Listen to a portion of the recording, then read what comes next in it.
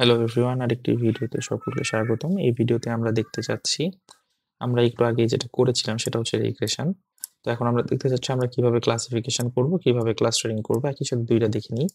তো ক্লাসিফিকেশন করার জন্য আমাদের সেম সব কোড আমি সেম রাখছি, জাস্ট মেক ক্লাসিফিকেশনটা নিয়ে আসছি। মেক ক্লাসিফিকেশন নিয়ে এসে আমি জাস্ট যদি মেক আন্ডারস্কোর ক্লাসিফিকেশন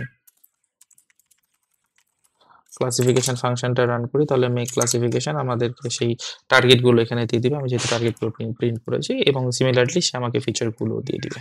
ওকে, এটা গেল শুধুমাত্র ক্লাসিফিকেশনের জন্য, এবং আপনার এর ভিতরে যে প্যারামিটারসগুলো আছে সেই প্যারামিটারসগুলো চেঞ্জ করতে পারবেন, কোনো সমস্যা নেই এতে।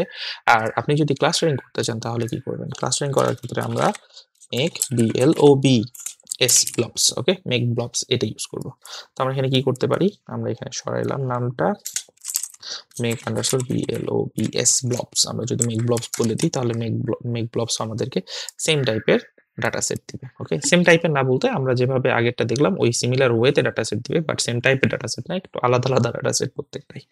ওকে, কারণ প্রত্যেকটা আলাদা আলাদা ধরনের টাস্ক, রিগ্রেশন এক রকমের টাস্ক, ক্লাসিফিকেশন আরেক রকমের টাস্ক, এবং ক্লাস্টারিং অবশ্যই আরেক রকমের, তিন রকমের টাস্ক।